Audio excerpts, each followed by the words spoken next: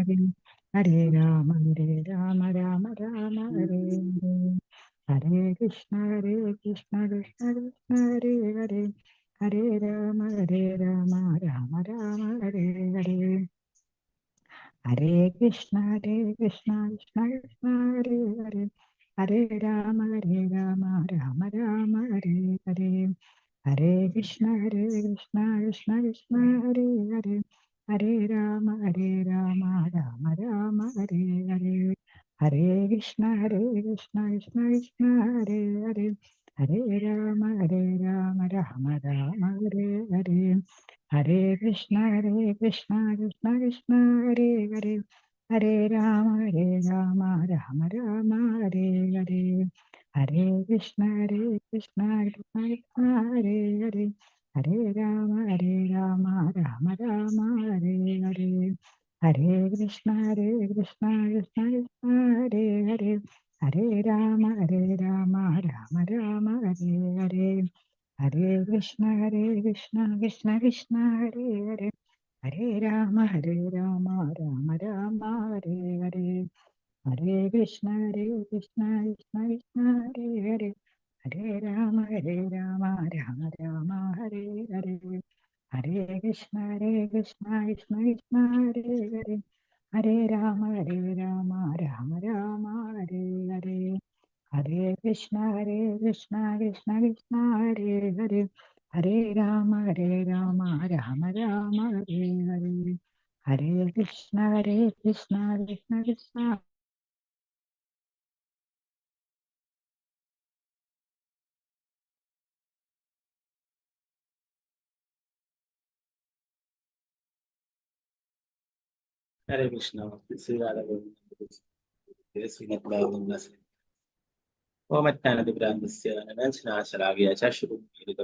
തസ്മൈ ശ്രീ ഗുരുവേദം ശ്രീചൈതന്യമനോഭിഷ്ടം സ്ഥാപിതം യേന ഭൂതലേ സ്വയം സുൽത്താൻ വന്ദേഹം ശ്രീഗുരു ശ്രീയുതാപദം ശ്രീഗുരു വൈഷ്ണവംശം ശ്രീരൂപം സകൃചാതം സഗണരഘുനാഥാനിതം തം സജീവം സാദ്വൈതം സാവധൂതം പരിജനസഹിതം കൃഷ്ണചൈതന്യദേവം ശ്രീരാധാ കൃഷ്ണപാദാം സഗണഗണിതാം ശ്രീവിശാഖാനിതാം ഹേ കൃഷ്ണ കരുണാ സിന്ധു ദീനബന്ധു ജഗത്പതി ഗോപേശ്വരാധാകാന്ത ഭക്തകാഞ്ചന ഗൗരാംഗി ശ്രീരാധേ വൃന്ദാവനേശ്വരി ഋഷഭാരസുദേവി പ്രണമാമി ഹരിപ്രിയ വാഞ്ചകൽപതരൂപശാകൃപാ സിന്ധുഭ്യേവ ശാപതിദാനം പാവനേഭ്യോ വൈഷ്ണവേഭ്യോ പഞ്ചതത്വാത്മകം കൃഷ്ണം ഭക്തരൂപാസരൂപകം ഭക്താവതാരം ഭക്താഖ്യാ നമാമി നിത്യാനന്ദമഹനവമി സർവാനന്ദകരം വരം ഹരിനാമകൃതം ദേവം അവധൂത ശിരോമണി മഹാവതിന്യായ കൃഷ്ണ പ്രേമ പ്രദായതി കൃഷ്ണായ കൃഷ്ണ ചൈതന്യാനാംനേ ഗൗരതിശ്വരം നമോ വിഷ്ണുപാദായ കൃഷ്ണപൃഷ്ഠായ ഭൂതലേ ശ്രീമതി ഭക്തിവേദാന്ത സ്വാമിന്നിരുനാംനേ നമസ്തേ സരസ്വതീ ദേവി ഗൗരവാണി ചാരണേ നിർവിശേഷ ശൂന്യവാദി പാശ്ചാത്യദേശധാരി ജയ ശ്രീകൃഷ്ണ ചൈതന്യ പ്രഭു നിത്യാനന്ദ ശ്രീ അദ്വൈത ഗദാധര ശ്രീവാസാദി ഗൗരഭക്തവൃന്ദ ഹരേ കൃഷ്ണ കൃഷ്ണ കൃഷ്ണ ഹരേ ഹരേ ഹരേ രാമ രാമ ഹരേ ഹരേ ഗുരുവേ ഗൗരചന്ദ്രായ രാധികായ ഹരേ കൃഷ്ണായ കൃഷ്ണമുക്തായ ഭക്തായ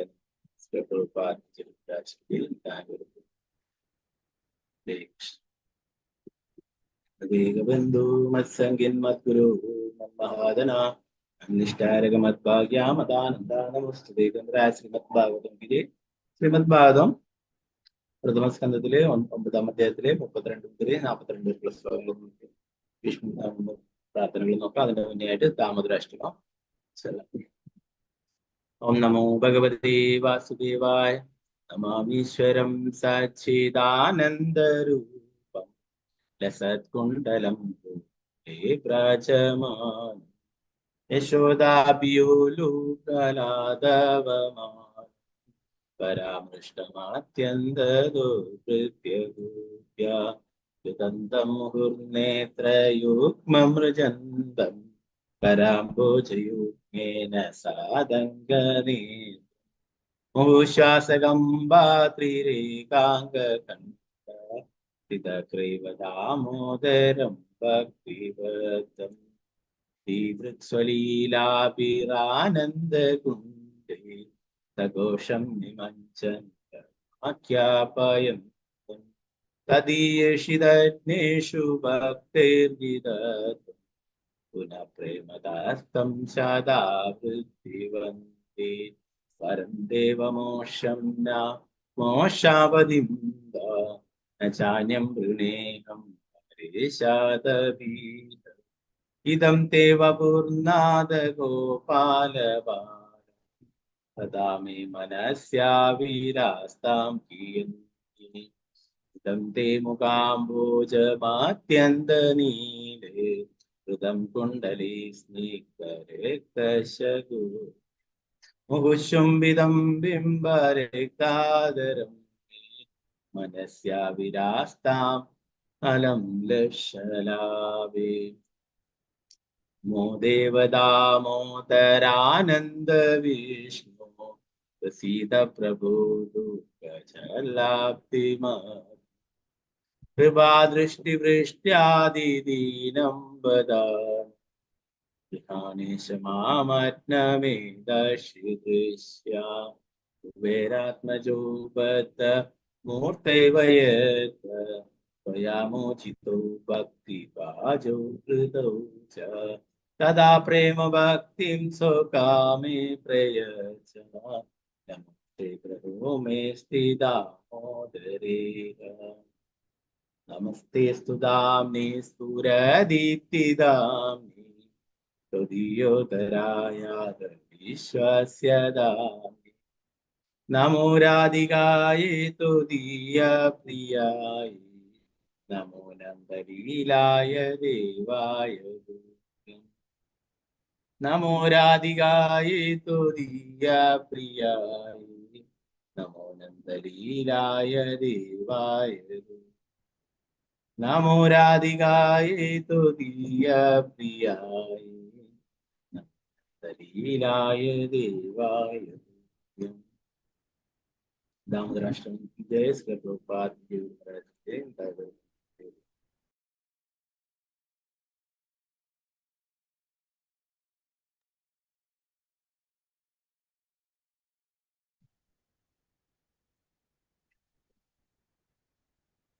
ഭീഷ്മപിതാമഹന്റെ പ്രാർത്ഥനകൾ ഉള്ള ഭാഗങ്ങൾ ഇന്നലെ അത് സമ്മറി നോക്കിയിട്ടുണ്ടായി അല്ലെ, അത് ഡീറ്റെയിൽ ആയിട്ട് നമുക്ക്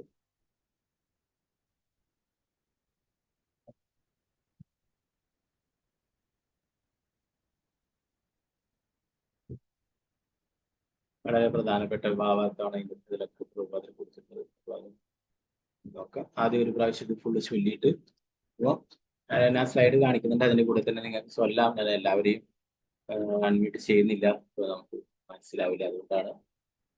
ഓക്കെ, ഓരോ ആൾക്കാർക്ക് നെറ്റ്വർക്ക് പ്രശ്നം ഉണ്ടാകുമ്പോൾ അത് കുറച്ച് സ്ലോ ആയിരിക്കും.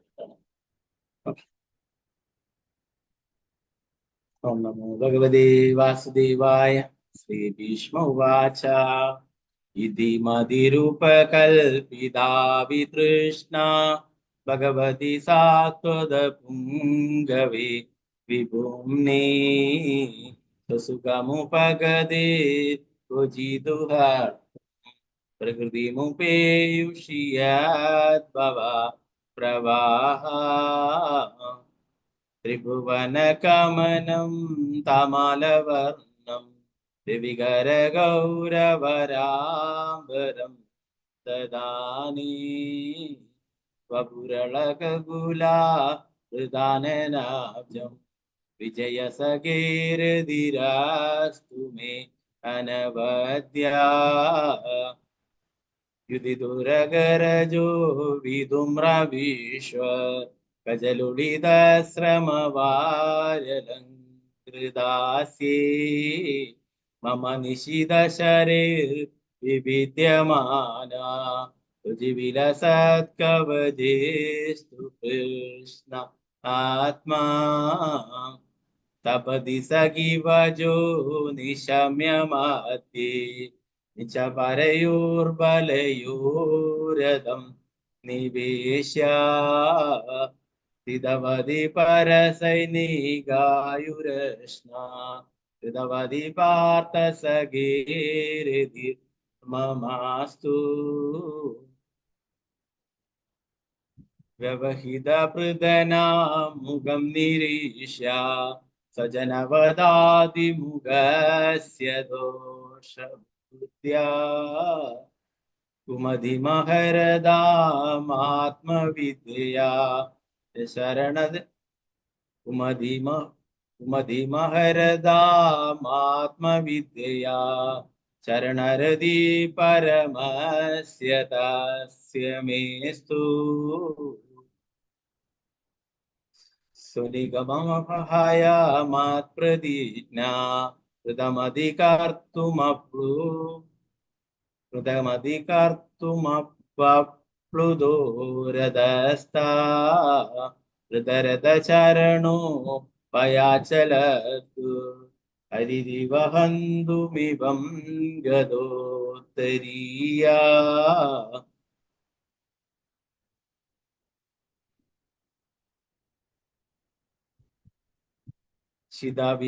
ശിദവിശിഖഹദോ വിശീർണദംശഃ ശതജപരിപ്ലുത ആദതായിനോ മേ പ്രസമമഭിസസരമദ്വദാർത്ഥം സഭവതു മേ ഭഗവാൻ ഗതി മുകുന്ദ വിജയരഥ കുടുംബ ആത്തദോത്രി ഹൃദയരശ്മിനിതശ്രിയേഷണീയേ ഭഗവതിരുധിരസ്തു മേ മുമൂർഷോ യം ഹ്യനിരീക്ഷ്യ ഹദാഗദാ സ്വരൂപം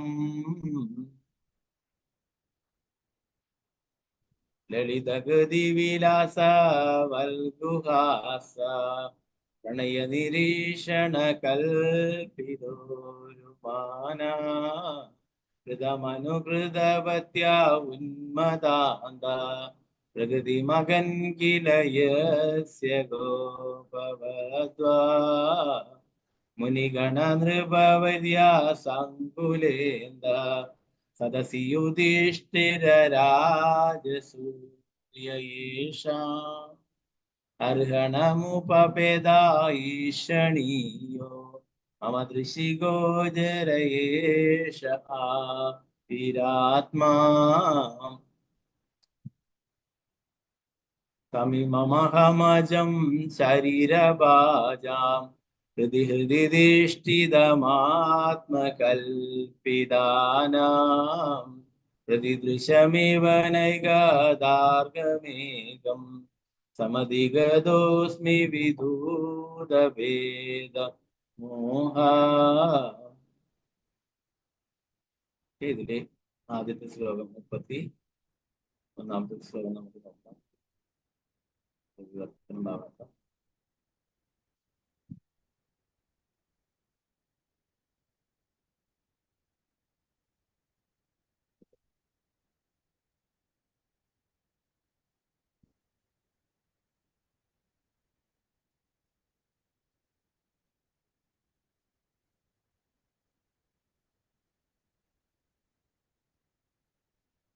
ഭഗവതി വാസുദേവായ ഭീഷ്മോവാച ഇതി മതിരുപകൽപിതാ വിതൃഷ്ണ ഭഗവതി സാത്വത പുംഗവേ വിഭൂമ്നി സുസുഖമുപഗതേ കുജിദുഹത്തും പ്രകൃതിമുപേയുഷിയാത്ഭവ പ്രവാഹ.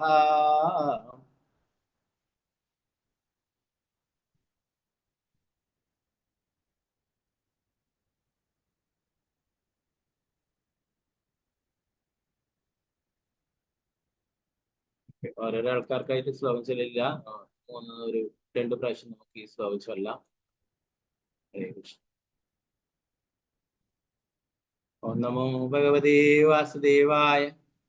ഓം നമോ ഭഗവതേ ശ്രീ ഭീഷ്മോവാച ഇതി മതിരുപകൽപിതാ വിതൃഷ്ണ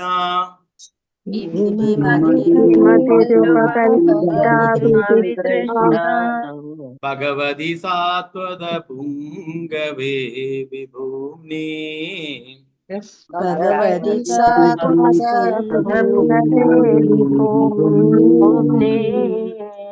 സുഖമുപകദേ കുജിതുഹർത്തും സുഖമുപഗതേ പ്രകൃതിമുപേയുഷിയത്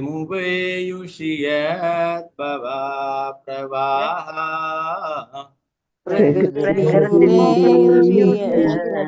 മാലമാരിയുടെ കൂടി ചെല്ലാം. അത് രണ്ട് ലൈനും ഒരുമിച്ച് ചെല്ലുമ്പോൾ കുറച്ചുകൂടി നല്ല ഭംഗി ഉണ്ടാവും. ചെല്ലാം. ഭീഷ്മവാച മതിരുപകൽപിതാ വിതൃഷ്ണ ഭഗവതി സാത്വത പുംഗവേ വിഭൂമ്നി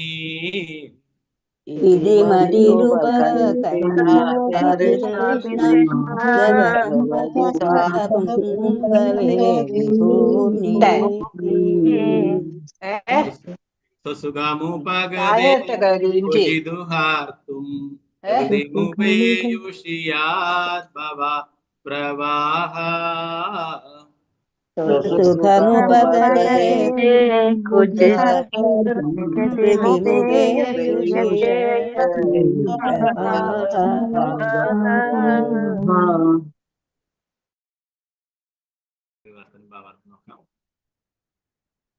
ഭീഷ്മദേവൻ പറഞ്ഞു, ദീർഘകാലം വിവിധ വിഷയങ്ങളിലും ധർമ്മകർമ്മങ്ങളിലും വ്യാപിച്ചിരുന്ന എന്റെ വികാരങ്ങളെയും വിചാരങ്ങളെയും ആഗ്രഹങ്ങളെയും സർവശക്തനായ ശ്രീകൃഷ്ണ ഭഗവാനിൽ പ്രതിഷ്ഠാപനം ചെയ്യാൻ എന്നെ ഇപ്പോൾ അനുവദിച്ചാലും അദ്ദേഹം സദാ ആത്മസംതൃപ്തനാകുന്നു. എന്നാൽ ഭക്തന്മാരുടെ സ്വാമിയാകിയാൽ ചിലപ്പോഴൊക്കെ ഭൗതിക ലോകം അദ്ദേഹത്തിന്റെ തന്നെ സൃഷ്ടിയാണെങ്കിലും ഇവിടെ അവതരിച്ച് അതീന്ദ്രിയ ആനന്ദം അനുഭവിക്കുന്നു.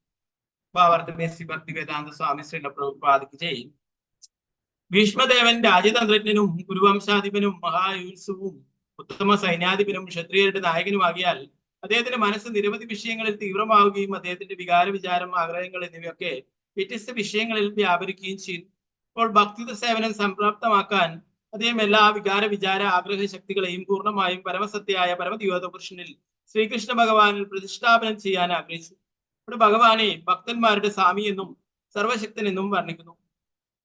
ശ്രീകൃഷ്ണ ഭഗവാൻ പരമദിവ്യോത പുരുഷനാണെങ്കിലും ഭക്തിയുത സേവനം എന്ന വരം പ്രദാനം ചെയ്യാൻ അദ്ദേഹം സ്വയം ഭൂമിയിൽ അവരോഹണം ചെയ്ത് അവതരിക്കുന്നു. ചിലപ്പോൾ പരമദിവ്യോത പുരുഷൻ യഥാരൂപത്തിൽ ശ്രീകൃഷ്ണ ഭഗവാനാവും ചിലപ്പോൾ ചൈതന്യ മഹാപ്രഭുവായും അവതരിക്കുന്നു. ഇരുവരും ശുദ്ധ ഭക്തരുടെ സ്വാമിമാരാണ്. ശുദ്ധ ഭക്തർക്ക് ഭഗവത് സേവനം ഒഴികെ മറ്റൊരു ആഗ്രഹവുമില്ല. ആയതിനാൽ അവരെ സ്വാത്വത എന്ന് വിശേഷിപ്പിക്കുന്നു. ആ വണ്ണമുള്ള സ്വാത്വതരിൽ പ്രമുഖൻ ഭഗവാനാകുന്നു. ആകയാൽ ഭീഷ്മദേവന് മറ്റു ആഗ്രഹങ്ങളൊന്നുമില്ല. ഒരാൾ എല്ലാവിധ ഭൗതിക അഭിലാഷങ്ങളിൽ നിന്നും സ്വതന്ത്രമാകാത്ത പക്ഷം ഭഗവാൻ അയാളുടെ സ്വാമിയായി തീരുന്നില്ല. ആഗ്രഹങ്ങളെ തുടച്ചു നീക്കാൻ കഴിയുകയില്ല. എന്നാൽ അവയെ പരിശുദ്ധമാക്കി തീർക്കാൻ കഴിയും. ഭഗവാൻ അദ്ദേഹത്തിന്റെ നിർദ്ദേശങ്ങൾ സദാ ഭഗവത് സേവനത്തിൽ വ്യാപൃതരായ ശുദ്ധഭക്തന്റെ ഹൃദയത്തിലൂടെ നിന്നും നൽകുന്നു. അത്തരം നിർദ്ദേശങ്ങൾ ഭൗതിക ലക്ഷ്യങ്ങൾക്ക് വേണ്ടി അഥവാ ഭൗതിക ഉദ്ദേശങ്ങൾക്കായി നൽകപ്പെടുന്നതല്ല. ഭഗവത് ധാമത്തിലേക്ക് യഥാർത്ഥമായ നിത്യമായ സ്വവാസ സ്ഥലത്തേക്ക് മടങ്ങിപ്പോകുന്നതിനായി മാത്രം നൽകപ്പെടുന്നവയാണ്. ഭഗവത്ഗീത 10:10 സ്വയം ഭഗവാനാൽ സ്ഥിരീകരിക്കപ്പെട്ടിട്ടുണ്ട്. ഭൗതിക പ്രകൃതിയെ അടക്കി ഭരിക്കുവാൻ ആഗ്രഹിക്കുന്ന സാമാന്യ വ്യക്തിക്ക് അനുമതി നൽകുക മാത്രമല്ല, അവന്റെ പ്രവർത്തനങ്ങൾക്ക് അദ്ദേഹം സാക്ഷിയാവുകയും ചെയ്യും. എന്നാൽ ഒരു അഭക്തനെ ഭഗവാൻ ഒരിക്കലും ഭഗവത് ധാമത്തിലേക്ക് ഭഗവാനിലേക്ക് മടങ്ങി ചെല്ലുന്നുള്ള നിർദ്ദേശം നൽകുന്നില്ല. വ്യത്യസ്ത ജീവാത്മാക്കളോട് ഭക്തനോടും അഭക്തനോടുമുള്ള ഭഗവാന്റെ പെരുമാറ്റത്തിലുള്ള വ്യത്യാസമാണിത്.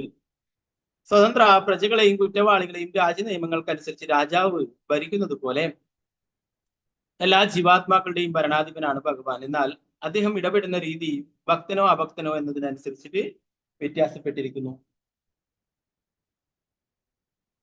ഭഗവാനിൽ നിന്നും നിർദ്ദേശങ്ങൾ സ്വീകരിക്കുന്നതിന് അഭക്തർ ഒരിക്കലും ശ്രദ്ധ കാട്ടുന്നില്ല.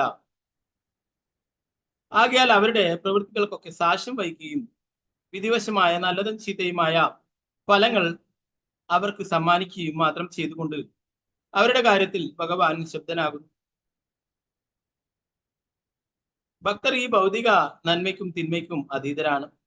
അവർ അതീന്ദ്രിയ പാതയിൽ പുരോഗമനോന്മുഖരാകാൻ ആകയാൽ ഭൗതികമായ യാതൊന്നിനും അവർക്ക് ആഗ്രഹമില്ല.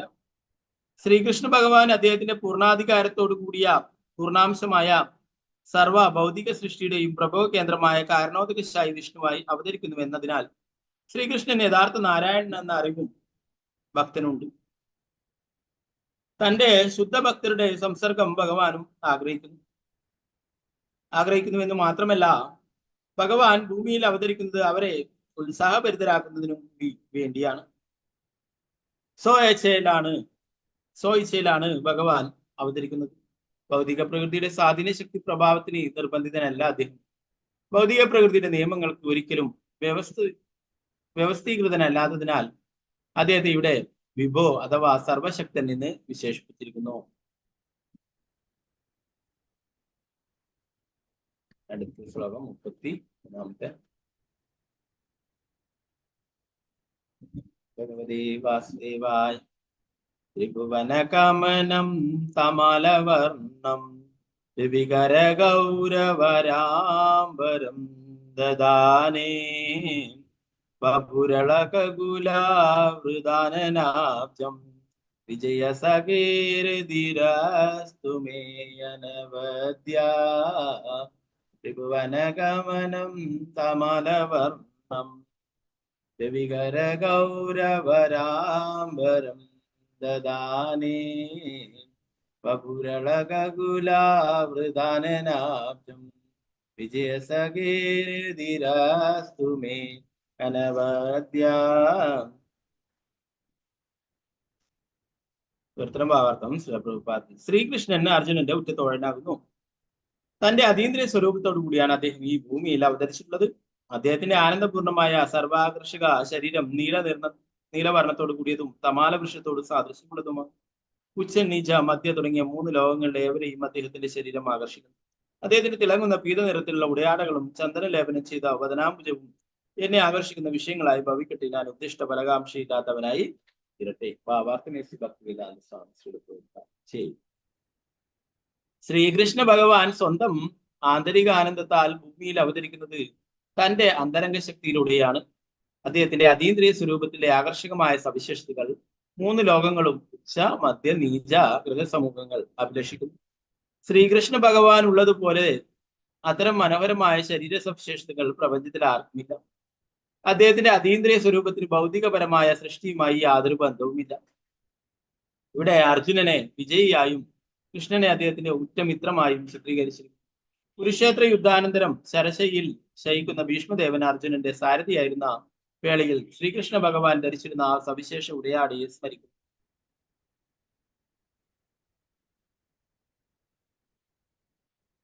അർജുനും ഭീഷ്മദേവനും തമ്മിലുള്ള യുദ്ധം തുടർന്ന് നടക്കവേ ഭീഷ്മരുടെ ശ്രദ്ധ കൃഷ്ണന്റെ വെട്ടിത്തിളങ്ങുന്ന ഉടയാട ആകർഷിക്കുകയും ശ്രീകൃഷ്ണനെ ഉറ്റമിത്രമായി ആർജിച്ചതിൽ അദ്ദേഹത്തിന്റെ ഭീഷ്മരുടെ ശത്രുവെന്ന് വിളിക്കപ്പെടുന്ന അർജുനനെ അദ്ദേഹം പരോക്ഷമായി ശ്ലാഘിക്കുകയും ചെയ്തു. ശ്രീകൃഷ്ണ ഭഗവാൻ അർജുനന്റെ മിത്രമായതിനാൽ അർജുനൻ സദാ വിജയശ്രീലാളിതനായിരുന്നു. ഭീഷ്മദേവൻ ഈ ആനുകൂല്യം മുതലെടുക്കുകയും ഭഗവാനെ വിജയസഖേ, അർജുനന്റെ മിത്രം എന്നുള്ള അർത്ഥത്തിൽ വിജയസഖേ എന്ന് അഭിസംബോധന ചെയ്യുകയും ചെയ്തു. എന്തെന്നാൽ വ്യത്യസ്തങ്ങളായ അതീന്ദ്രിയ നർമ്മങ്ങളിൽ ഭഗവാനുമായി ബന്ധപ്പെട്ട തന്റെ ഭക്തന്മാരോടൊപ്പം സംയുക്തമായി അഭിസംബോധന ചെയ്യപ്പെടുമ്പോഴാണ് ഭഗവാൻ സംതൃപ്തനാകുന്നത്. കൃഷ്ണൻ അർജുനന്റെ സാരഥിയായിരുന്ന വേളയിൽ ഭഗവാന്റെ ഉടയാടകളിൽ സൂര്യരശ്മികൾ ദീപ്തിയോടുകൂടി തിളങ്ങിയിരുന്നതിനാൽ അത്തരം രശ്മികളുടെ പ്രതിഫലനത്താൽ സൃഷ്ടിക്കപ്പെടുന്ന മനോഹര വർണ്ണങ്ങൾ ഭീഷ്മദേവനാൽ ഒരിക്കലും വിസ്മരിച്ചിരുന്നില്ല. ഒരു മഹായോദ്ധാവാകിയാൽ അദ്ദേഹം കൃഷ്ണനുമായുള്ള ബന്ധം ധീരോദാത്തമായ രസത്തിൽ ആസ്വദിക്കുകയായിരുന്നു. ഭഗവാനുമായുള്ള അതീന്ദ്രിയ ബന്ധം വിവിധ രസങ്ങളിൽ ഭക്തർ പരമമായ ഹർഷോന്മാദത്തിൽ ആസ്വദിക്കുന്നു. കൃത്രിമമായി ഭഗവാനുമായി അതീന്ദ്രിയമായി ബന്ധം സ്ഥാപിച്ചവരെന്നു നടിക്കുന്നവർ ഉടൻ തന്നെ വ്രജധാമത്തിലെ കന്യകമാരെ അനുകരിച്ച് വൈവാഹിക പ്രേമ ബന്ധ രസത്തിലേക്ക് കുതിച്ചുചാടുന്നു. അത്തരത്തിൽ ഭഗവാനുമായുള്ള തരം താഴ്ന്ന ബന്ധം ലൗകികന്റെ അധമ മനോവൃത്തിയെയാണ് പ്രകടമാക്കുന്നത്. ഭഗവാനുമായി അതീന്ദ്രിയ രാസലീല രസം ആസ്വദിച്ച ഒരു വ്യക്തി ഒരിക്കലും ഭൗതിക ലൗകിക സുഖങ്ങളിൽ താല്പര്യപ്പെടുകയില്ല. ലൗകിക സദാചാര നിഷ്ഠകൾ പോലും അതിനെ അയോഗ്യമെന്ന് കരുതുന്നു. ഒരു സവിശേഷ ആത്മാവുമായുള്ള ഭഗവാന്റെ ശാശ്വത ബന്ധം സ്വയം ആവിഷ്കരിക്കപ്പെടുന്നു. പരമപുരുഷനുമായുള്ള ജീവാത്മാവിന്റെ സ്വാഭാവിക ബന്ധം 5 പ്രധാന രസങ്ങളിൽ ഏതെങ്കിലും ഒന്നിൽ പ്രകടമാകുന്നു.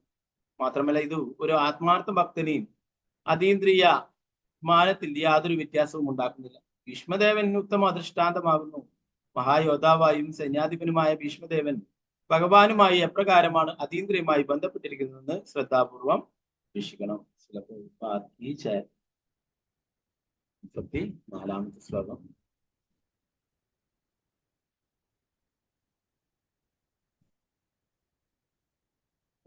ഭഗവതേ വാസുദേവായ. വിദുരഗരജോ വിദുമ്രവിശ്വ കജലുളിത ശ്രമവാര്യലങ്കൃതാസ്യേ മമ നിശിതശരേ വിവിദ്യമാന വിലസത്കവചേസ്തു കൃഷ്ണ ആത്മാ.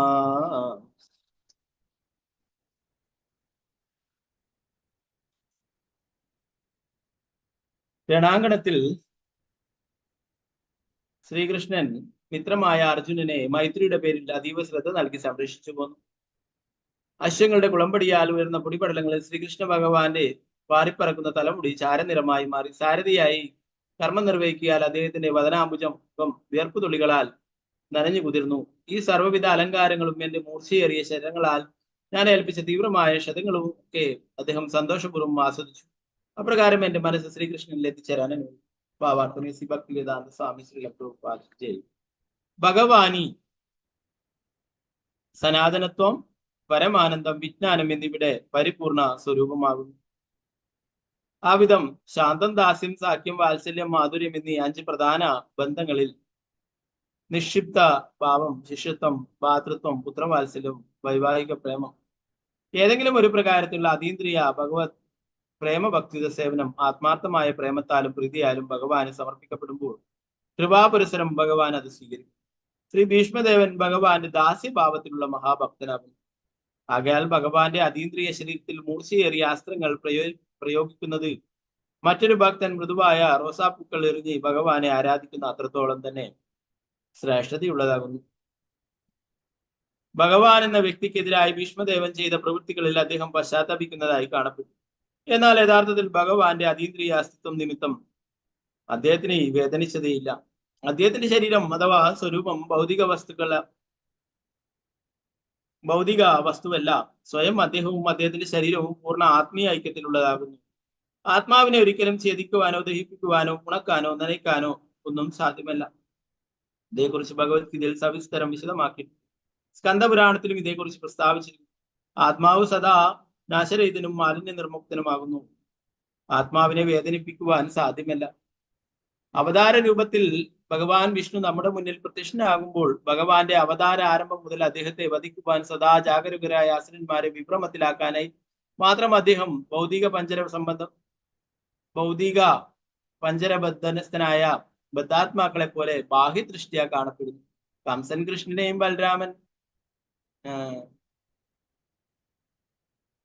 കൃഷ്ണനെയും രാവണൻ രാമനെയും വധിക്കുവാൻ ആഗ്രഹിച്ചത് വിഡിത്താലാകുന്നു. ഭഗവാനെ ഒരിക്കലും വധിക്കുവാൻ സാധ്യമല്ലെന്നും ആത്മാവിനെ ഒരിക്കലും ഉന്മൂലനം ചെയ്യാൻ സാധ്യമല്ലെന്നും അവർ അറിയുന്നില്ല. ആകയാൽ ശ്രീകൃഷ്ണ ഭഗവാന്റെ ശരീരത്തിൽ ഭീഷ്മദേവനാൽ ഏൽപ്പിക്കപ്പെട്ട മുറിവുകൾ അഭക്തനായ നാസ്തികനെ സംബന്ധിച്ചിടത്തോളം ഒരു തരത്തിലുള്ള സംഭ്രാന്തജനകമായ പ്രശ്നമാകുന്നു. അതേസമയം ഭക്തർ സംഭ്രാന്തരാകുന്നില്ല. സർവ ദയാലുത്വപരമായ ഭഗവാന്റെ മനോവൃത്തിയെ ഭീഷ്മദേവൻ ശ്ലാഘിച്ചു. എന്തെന്നാൽ ഭീഷ്മദേവന്റെ മൂർച്ചയേറിയ അസ്ത്രങ്ങളാൽ ഭഗവാൻ ശല്യപ്പെടുത്തപ്പെട്ടുകൊണ്ടിരുന്നുവെങ്കിലും അദ്ദേഹം അർജുനനെ ഏകനാക്കി ഉപേക്ഷിച്ചു പോയില്ലെന്ന് മാത്രമല്ല, പോർക്കളത്തിൽ ഭീഷ്മദേവൻ ഹീനമായി പെരുമാറിയിട്ട് പോലും അദ്ദേഹത്തിന്റെ ശരശയ്യക്ക് സമീപം ആഗതനാകുന്നതിൽ ഭഗവാൻ യാതൊരു വൈമനസ്യവും പ്രകടിപ്പിച്ചു. ഭീഷ്മദേവന്റെ പശ്ചാത്തലവും ഭഗവാന്റെ കാരുണ്യപരമായ പെരുമാറ്റവും ഇവിടെ അതിവിശിഷ്ടമായി ചിത്രീകരിച്ചു.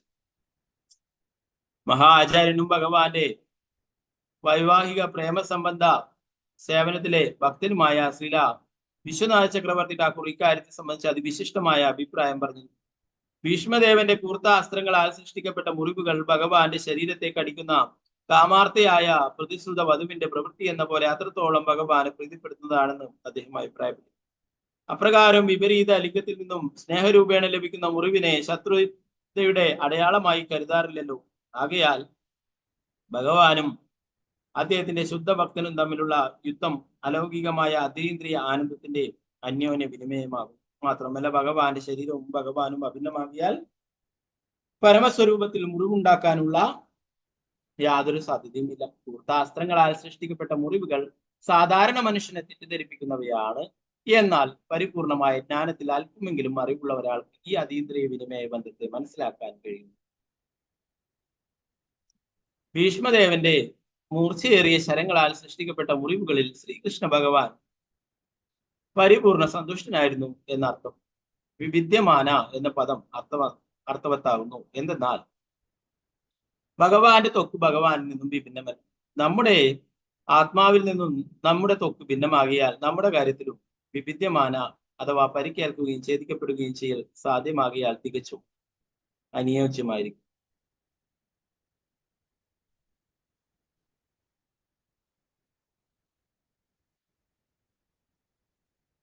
അതീന്ദ്രിയ പരമാനന്ദം വൈവിധ്യങ്ങളാകുന്നു. ലൗകിക ലോകത്തിലെ നാനാത്വങ്ങളാകുന്ന പ്രവർത്തനങ്ങൾ അതീന്ദ്രിയ പരമാനന്ദത്തിന്റെ വൈകൃത പ്രതിഫലനങ്ങളാണ്. ലൗകിക ലോകത്തെ സർവ്വതും ഗുണപരമായി ലൗകികമാകും. തന്നിമിത്തം ലൗകിക ലോകം ലഹരി സമ്പൂർണമാകുന്നു. അതേസമയം ദിവ്യ ഭഗവത് ധാമത്തിൽ സർവ്വതും അതേ പരിപൂർണ നൈസർഗിക ഗുണത്താലുള്ളതാകുന്നു. തന്നിമിത്തം അവിടെ ലഹരി വിമുക്തമായ നിരവധി വൈവിധ്യമാർന്ന ആനന്ദങ്ങളുണ്ട്. മഹാഭക്തനാൽ സമ്മാനിതമായ മുറിവുകൾ ഭഗവാൻ ആസ്വദിക്കും. ഭീഷ്മദേവന്റെ ധീരോത്തമായ ബന്ധത്തിലുള്ള ഭക്തനായതിനാൽ അദ്ദേഹം ആ വ്രണപ്പെട്ട അവസ്ഥയിലുള്ള കൃഷ്ണനിൽ തന്റെ മനസ്സുറപ്പിച്ചു. 35 ശ്ലോകം.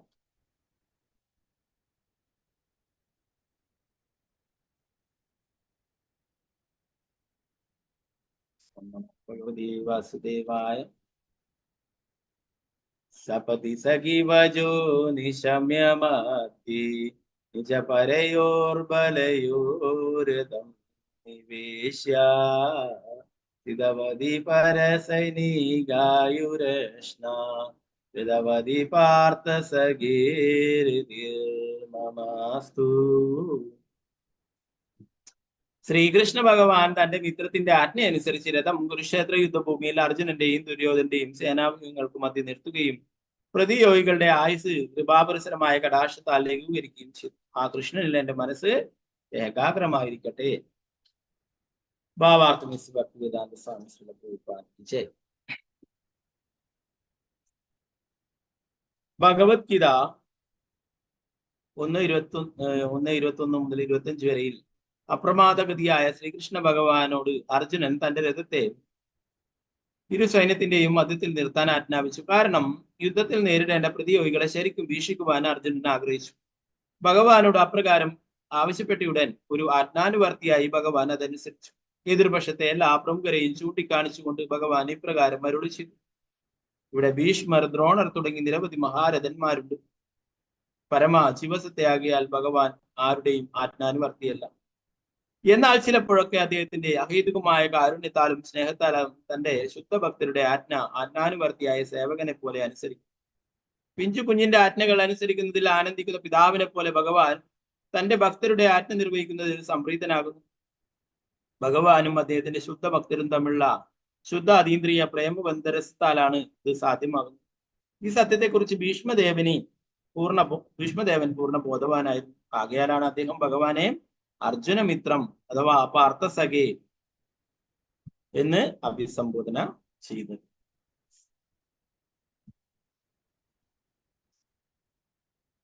തന്റെ കൃപാകടാക്ഷത്താൽ ഭഗവാൻ എതിർപക്ഷത്തിന്റെ ആയുസ് ന്യൂനീകരിച്ചു. കുരുക്ഷേത്ര യുദ്ധഭൂമിയിലെ എല്ലാ യോദ്ധാക്കളും മരണവേളയിൽ ഭഗവാനെ ദർശിച്ച് മോക്ഷം പ്രാപ്തമാക്കി. ആയതിനാൽ അർജുനന്റെ ശത്രുക്കളുടെ ആയുസ് ലഘൂകരിച്ച ഭഗവാന്റെ പ്രവൃത്തി അർജുനോടുള്ള പക്ഷഭേദം നിമിത്തമാണ് എന്ന് അർത്ഥമാക്കുന്നില്ല. യഥാർത്ഥത്തിൽ അദ്ദേഹം എതിർപക്ഷത്തോട് അതീവ കാരുണ്യമുള്ളവനായിരുന്നു.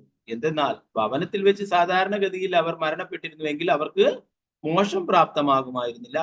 മരണവേളയിൽ ഭഗവാനെ ദർശിക്കുവാനുള്ള ഭാഗ്യം അവർക്ക് ഇവിടെ ഉണ്ടായി. അങ്ങനെ ഭൗതിക ജീവിതത്തിൽ നിന്നും അവർ മുക്തരായി. ആകയാൽ ഭഗവാൻ നന്മ മാത്രമുള്ളവനാകുന്നുവെന്ന് മാത്രമല്ല, അദ്ദേഹം പ്രവർത്തിക്കുന്നത് എന്തും അവരുടെയും നന്മയ്ക്കായിട്ടാകുന്നു. പുറമേക്ക് അദ്ദേഹത്തിന്റെ ഉറ്റമിത്രമായ അർജുനന്റെ വിജയത്തിനായിട്ടായിരുന്നുവെങ്കിലും യഥാർത്ഥത്തിൽ അത് അർജുനന്റെ പ്രതിയോഗികളുടെ നന്മയ്ക്ക് കൂടി വേണ്ടിയിട്ടുള്ളതായിരുന്നു. ഭഗവാന്റെ അതീന്ദ്രിയ പ്രവൃത്തികൾ അത്തരത്തിലുള്ളതാകുന്നുവെന്ന് മാത്രമല്ല, ഇത് ഗ്രഹിക്കുന്ന ആരും ഭൗതിക ശരീരം ഉപേക്ഷിച്ചതിന് ശേഷം ഗ്രഹിക്കുന്നവർക്ക് ഭൗതിക ശരീരം ഉപേക്ഷിച്ചതിന് ശേഷം മോക്ഷം പ്രാപ്തമാകും. ഭഗവാൻ പരിപൂർണനാകയാൽ ഏത് പരിസ്ഥിതിയിലും അദ്ദേഹം തെറ്റ് ചെയ്യുകയില്ല. ഭഗവാൻ എപ്പോഴും സർവം നന്മ മാത്രം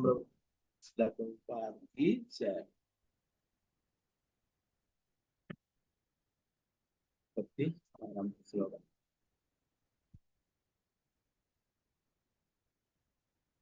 നമോ ഭഗവതേ വാസുദേവായ.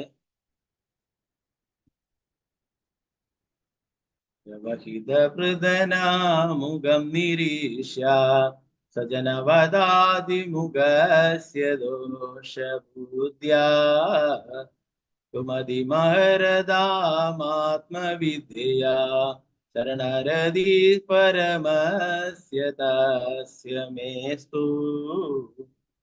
അർജുനൻ തന്റെ മുന്നിലുള്ള സേനാംഗങ്ങളെയും സൈന്യാധിപന്മാരെയും വീക്ഷിച്ച് അജ്ഞാനത്താൽ കലങ്ങിയ മനസ്സുമായി നിന്നപ്പോൾ ഭഗവാൻ അതീന്ദ്രിയ ജ്ഞാനം ഉപദേശിച്ച് ആ അജ്ഞാനത്തെ പൂർണ്ണമായും നശിപ്പിച്ചു.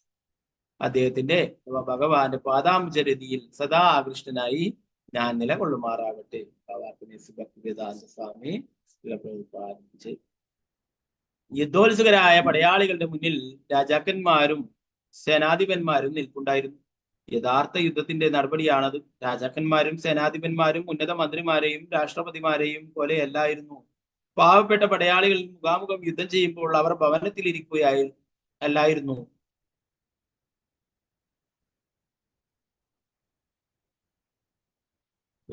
പറഞ്ഞത് യഥാർത്ഥ യുദ്ധത്തിന്റെ നടപടി അങ്ങനെയാണ്. രാജാക്കന്മാരും സൈന്യാധിപനും ഇന്നത്തെ മന്ത്രിമാരെയും രാഷ്ട്രപതിമാരെയും പോലെ അല്ലായിരുന്നു. പാവപ്പെട്ട പടയാളികൾ മുഖാമുഖം യുദ്ധം ചെയ്യുമ്പോൾ അവർ ഭവനത്തിലിരിക്കുക ഇല്ലായിരുന്നു. ആധുനിക ജനാധിപത്യ സമ്പ്രദായത്തിന്റെ വ്യവസ്ഥ ഇപ്രകാരമായിരിക്കാം. എന്നാൽ യഥാർത്ഥ രാജവാഴ്ചയിൽ രാജാവ് യോഗ്യതയില്ലാതെ തിരഞ്ഞെടുക്കപ്പെടുന്ന ഭീരുവല്ലായിരുന്നു. കുരുക്ഷേത്ര യുദ്ധഭൂമിയിൽ നിന്നും ഇത് സ്പഷ്ടമാണ്. ദ്രോണർ, ഭീഷ്മർ, അർജുനൻ, ദുര്യോധനൻ എന്നിവരെ പോലുള്ള ഭരണനിർവഹണ തലവന്മാർ ഉറങ്ങുകയല്ലായിരുന്നു. അവരെല്ലാവരും യുദ്ധത്തിൽ സജീവമായി പങ്കെടുക്കുന്നവരായി ആയിരുന്നു. യഥാർത്ഥ യോദ്ധാക്കളായിരുന്നു. രാജ്യത്തിൽ നിന്നും വളരെ ദൂരെ ജനവാസമില്ലാത്ത പ്രദേശമായിരുന്നു യുദ്ധക്കളമായി തെരഞ്ഞെടുക്കപ്പെടുന്നത്. വൈരികളായ രാജാക്കന്മാർ തമ്മിൽ ഏർപ്പെടുന്ന യുദ്ധത്തിന്റെ എല്ലാ വിധ ആപത്തുകളിൽ നിന്നും നിരപരാധികളായ പ്രജകൾ ഒഴിവാക്കപ്പെട്ടിരുന്നുവെന്ന് ഇത് അർത്ഥമാക്കുന്നു. അത്തരം യുദ്ധമുഹൂർത്തങ്ങളിൽ എന്താണ് സംഭവിക്കാൻ പോകുന്നതെന്ന് കാണാൻ പ്രജകൾക്ക് യാതൊരു താല്പര്യവുമില്ലായിരുന്നു. അർജുനെ ആയാലും ദുര്യോധനെ ആയാലും ശരി, വരുമാനത്തിന്റെ 1/4 അവർ നികുതിയായി നൽകണമായിരുന്നു. കുരുക്ഷേത്ര യുദ്ധഭൂമിയിലെ ഇരുപക്ഷത്തെ സേനാധിപതിമാരും മുഖാമുഖം നിൽപ്പുണ്ടായിരുന്നു. അർജുനൻ അവരെ അതീവ കരുണയോടെ നോക്കിയെന്ന് മാത്രമല്ല, രാജ്യം നിമിത്തം രണാങ്കണത്തിൽ ബന്ധുജനങ്ങളെ കൊല്ലേണ്ടതായി വരുന്നതിൽ വിലപിക്കുകയും ചെയ്തു. ദുര്യോധനാൽ ചമയ്ക്കപ്പെട്ട അതിബൃഹത്തായ സേനാവ്യൂഹം ദർശിച്ച് അദ്ദേഹം ഒട്ടും തന്നെ ഭയപ്പെട്ടില്ല. എന്നാൽ ഭഗവാന്റെ കരുണയുള്ള ഭക്തൻ എന്ന നിലയിൽ ലൗകികമായ വസ്തുക്കൾ പരിത്യജിക്കുക എന്നത് അദ്ദേഹത്തിന്റെ നൈസർഗിക ഗുണവുമാകുന്നു. ആകയാൽ ലൗകികമായ ഭോഗങ്ങൾക്ക് വേണ്ടി യുദ്ധം ചെയ്യുന്നില്ലെന്ന് അദ്ദേഹം തീരുമാനിച്ചു. എന്നാൽ അത് അല്പജ്ഞാനം നിമിത്തമാകുന്നു. ആയതിനാലാണ് അദ്ദേഹത്തിന്റെ ബുദ്ധി കളങ്കപ്പെട്ടുവെന്ന് ഇവിടെ പരാമർശിക്കും. ഭഗവത്ഗീത 4-ാം അധ്യായത്തിൽ വ്യക്തമാക്കുന്ന പോലെ ഒരു കാലത്തും അദ്ദേഹത്തിന്റെ ബുദ്ധി ദൂഷിതമാവുകയില്ല. എന്തെന്നാൽ അദ്ദേഹം ഭഗവത് ഭക്തനും ഭഗവാന്റെ സന്തത സഹചാരിയുമായിരുന്നു. അർജുനെ കുറിച്ചിട്ട് പറയുന്നു, അദ്ദേഹത്തിന്റെ ബുദ്ധി ഒരിക്കലും ദൂഷിതമാവില്ല. എന്തുകൊണ്ടാണ്? അദ്ദേഹം ഭഗവാന്റെ ഭക്തനുമാണ്, ഭഗവാന്റെ സന്തത സഹചാരിയുമായിരുന്നു. പുറമേക്ക് അർജുനന്റെ ബുദ്ധി ദൂഷിതമായി തീർന്നു. അല്ലാത്ത പക്ഷം മിഥ്യയായ ഭൗതിക ശരീരത്വങ്ങൾ, ഭൗതിക ബന്ധനത്തിൽ വ്യാപൃതരായ എല്ലാ കളങ്കിത ബദ്ധാത്മാക്കളുടെയും നന്മയ്ക്കായി ഭഗവത്ഗീത ഉപദേശങ്ങൾ പ്രഭാഷിക്കുവാനുള്ള അവസരം അവിടെ ഉണ്ടാവുകയായിരുന്നില്ല. ഞാൻ ഇന്നലെ പറഞ്ഞല്ലേ. അപ്പൊ അതിന്റെ പ്രഭുപാദരുടെ വളരെ വിശദമായിട്ട് പറയുന്നു. അർജുനന്റെ ബുദ്ധി നമ്മളെപ്പോലെ ദൂഷിതമായിട്ടുള്ള ബുദ്ധിയല്ല. അർജുനൻ ബദ്ധാത്മാവായിരുന്നില്ല എന്നുള്ള കാര്യം എന്താണ് കാരണം? അല്ലാത്ത പക്ഷം മിഥ്യയായ ഭൗതിക ശരീര തത്വത്താൽ ഭൗതിക ബന്ധനത്തിൽ വ്യാപൃതരായ എല്ലാ കളങ്കിത ബദ്ധാത്മാക്കളുടെയും നന്മയ്ക്കായി ഭഗവത്ഗീത ഉപദേശങ്ങൾ പ്രഭാഷിക്കുവാനുള്ള അവസരം അവിടെ ഉണ്ടാകുമായിരുന്നില്ല. നമ്മളെപ്പോലുള്ള ബദ്ധജീവാത്മാക്കൾക്ക് ഉപകാരപ്പെടുവാനായിട്ട് ഭഗവത്ഗീത പ്രഭാഷിക്കുവാൻ, ഭഗവത്ഗീത ഉപദേശിച്ചു കൊടുക്കുവാനായിട്ടുള്ള ഒരു അവസരം ഉണ്ടാവുമായിരുന്നില്ല. അതുകൊണ്ടാണ് അങ്ങനെ ഒരു വിഷാദവാനായിട്ട് അർജുനനെ കാണപ്പെട്ടത്.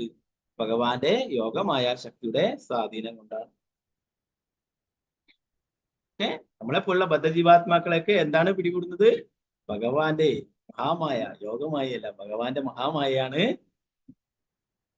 നമ്മളെ ഇങ്ങനെയുള്ള ദൂഷിതമായിട്ടുള്ള മനസ്സാക്കി തീർക്കുക. അപ്പൊ ഇവിടെ പ്രഭുപാദര് വളരെ വിശദമായിട്ട് പറയുന്നു, ഒരിക്കലും അർജുനൻ അങ്ങനെ ദൂഷിതമായിരുന്നില്ല എന്നുള്ള കാര്യം പറഞ്ഞു. ബുദ്ധി ദൂഷിതമായിട്ടുള്ള ബുദ്ധിയല്ല അർജുനന്റേത്. അർജുനൻ ഭഗവാന്റെ സന്തത സഹചാരിയാണ്, ഭഗവാന്റെ നിത്യലീലയിലുള്ളതാണ്, നിത്യസിദ്ധനാണ്.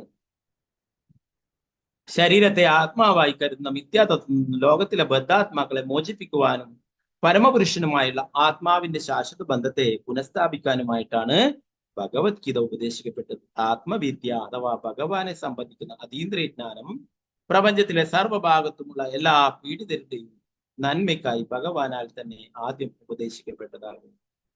ജയ്.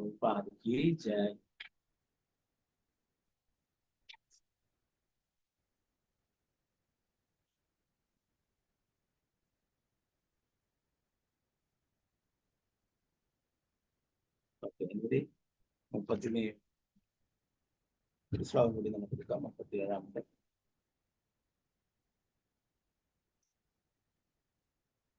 രണ്ട് ശ്ലോകങ്ങളുണ്ട്. 37-38.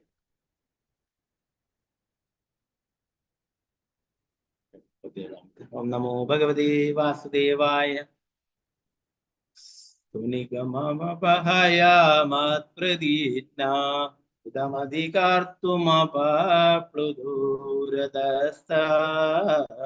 ഉദരദചരണോ വ്യയാചലതു ഹരിവഹന്തുമിവം ഗദോത്തരീയാ.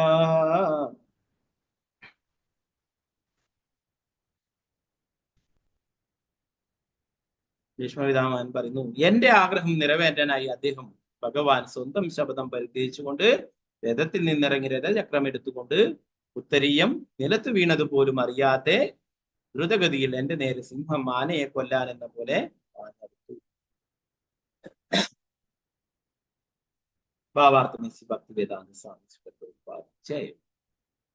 യുദ്ധധർമ്മങ്ങൾക്ക് അനുസൃതമായിട്ടാണ് കുരുക്ഷേത്ര യുദ്ധം നടത്തുന്നത്.